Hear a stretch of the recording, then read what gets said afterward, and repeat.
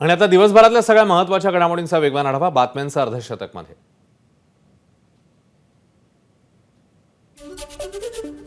सत्ता आल्यास देशामध्ये सरसकट एकच जीएसटी। इंडिया आघाडीच्या पत्रकार परिषदेत खरगेंची घोषणा। तर प्रचारात मोदी जनतेला भडकवतायत, खरगेंचा आरोप। मथुरा काशीतल्या मंदिर बांधण्याचा विचार नाही, जेपी नड्डांची माहिती। नव्या मंदिर निर्माणाचा ना विचार ना कल्पना ना इच्छा, एका इंग्रजी दैनिकाला दिलेल्या मुलाखतीत जेपी नड्डांचं वक्तव्य। संघाला संपवायला देखील भाजप मागे पुढे पाहणार नाही, उद्धव ठाकरेंचा घणाघात। तर नकली शिवसेनेच्या टीकेला उत्तर देताना ठाकरेंचा मोदींवर हल्लाबोल। जेपी नड्डांच्या वक्तव्याचा वेगळा अर्थ काढू नका, भाजप प्रदेशाध्यक्ष चंद्रशेखर बावनकुळेंची प्रतिक्रिया। संघ परिवार आत्म्यासारखा, आमच्या विजयामध्ये संघ परिवाराचं योगदान, बावनकुळेंची माहिती।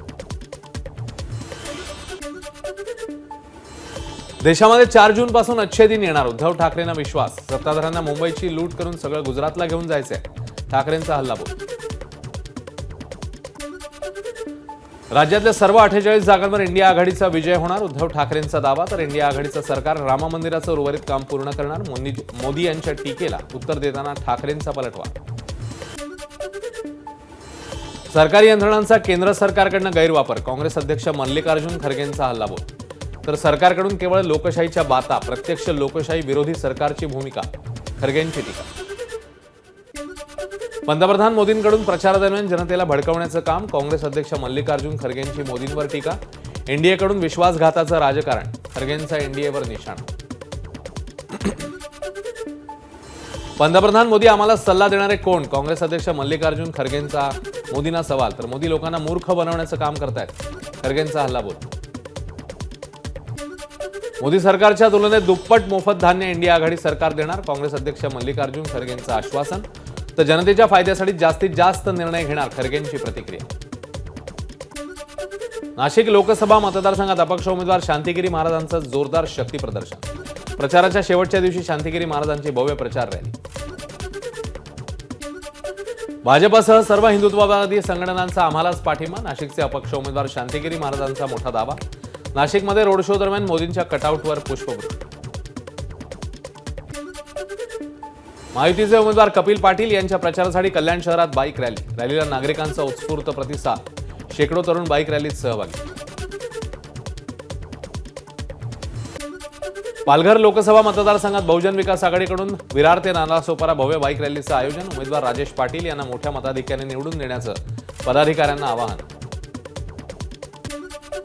मुंबई उत्तरचे भाजप उमेदवार पियुष गोयल यांच्याकडनं जोरदार प्रचार सुरू, संजय गांधी राष्ट्रीय उद्यानात मॉर्निंग वॉकला येणाऱ्या नागरिकांशी गोयल यांचा संवाद। मुंबईतल्या भाजपच्या प्रचारासाठी राज ठाकरेंकडून बैठका, आशिष शेलारांच्या साथीने घाटकोपर, विक्रोळी आणि भांडूप परिसरात शाखा भेटी। मनसे अध्यक्ष राज ठाकरेंचा मुंबईमध्ये महायुतीसाठी प्रचार, घाटकोपर परिसरातली गणपती मंदिरामध्ये राज ठाकरेंनी केली आरती। 5व्या टप्प्यातल्या निवडणुकांच्या प्रचाराचा तोफा आज थंडावणार, 5व्या टप्प्यात 8 राज्य आणि केंद्रशासित प्रदेशांमधील एकूण 49 लोकसभा मतदारसंघात मतदान होणार। उत्तर प्रदेशचे मुख्यमंत्री योगी आदित्यनाथ यांची आज मालेगावात सभा, धुळे लोकसभा महायुतीचे उमेदवार डॉक्टर सुभाष भामरेंसाठी प्रचाराच्या सभेचं आयोजन, सभेची तयारी पूर्ण। मुंबईमध्ये आज उद्धव ठाकरेंच्या 2 सभा, अनिल देसाई आणि अरविंद सावंत यांच्या प्रचारासाठी ठाकरे सभा घेणार। तर संजय दिना पाटील आणि अमोल कीर्तिकरांच्या प्रचारासाठी बाईक रॅलीमध्ये ठाकरे सहभागी होणार। भिवंडीमध्ये अपक्ष उमेदवार निलेश सांबरे यांच्या प्रचारासाठी प्रकाश आंबेडकरांची आज सभा, 3 वाजता सभेला सुरुवात।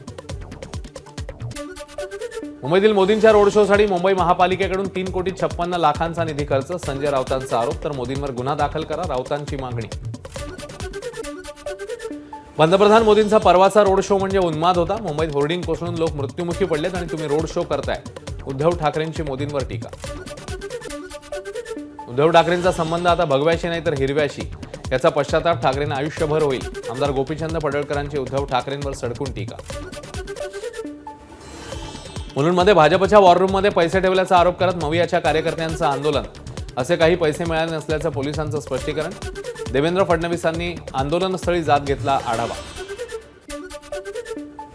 आम्ही पंतप्रधानांच्या सभेत व्यस्त असताना संजय दिना पाटलांनी भेकड हल्ला केला, पहिल्या दिवशीपासून संजय पाटील घाबरले आहेत, त्यामुळे ते वारंवार गुंडागर्दी करून आमचं मनोबल तोडण्याचा प्रयत्न करत आहेत, मिहिर कोटेचांचा संजय दिना पाटलांवर आरोप। पैसे वाटतात त्या ठिकाणी फडणवीस पोहोचतात. जिथे दरोड्याचा माल तिथे फडणवीस. मुलुंडमधल्या राड्यानंतर फडणवीस घटनास्थळी पोहोचले. त्यावरून संजय राऊतांचा निशाणा. मीर कोटेचा यांच्या कार्यालयात पैसे वाटप केले जात होते. या प्रकरणाचं फुटेज देखील समोर आले. जे काम निवडणूक आयोगाचे आहे तिथे करत नसल्यामुळे असे प्रकार घडत आहेत. आदित्य ठाकरेंची मुलुंड आंदोलनावर प्रतिक्रिया. पंतप्रधान मोदींच्या शिवाजी पार्कवरील सभेत गडबड होणार असा पोलिसांना फोन करणाऱ्याला अटक. मोदींच्या सभेसाठी बंदोबस्त वाढवण्यासाठी केला होता फोन. कन्नप्पा एस रेड्डी असं फोन करणाऱ्याचं नाव. राज्यात सध्या 2 महिने पुरेल एवढाच चारा उपलब्ध. चारा डेपो सुरू करण्याची शासनाची तयारी. दुग्ध आणि पशुसंवर्धन मंत्री राधाकृष्ण विखे पाटील यांची माहिती. मुंबईला 3 वर्ष पुरेल इतक्या पाण्याचं दरवर्षी राज्यात बाष्पीभवन. महाराष्ट्रात दरवर्षी 165 टीएमसी पाण्याची वाफ. वाढत्या तापमानासह अनेक गोष्टी कारणीभूत. देशातील लोकप्रिय एमडीएच आणि एव्हरेस्ट मसाले अडचणीत. सिंगापूर, हाँगकाँगनंतर आता नेपाळ सरकारनेही मसाल्यांची विक्री, आयात आणि वापरावर घातली बंदी. एबीपी माझा, उघडा डोळे बघा नीट.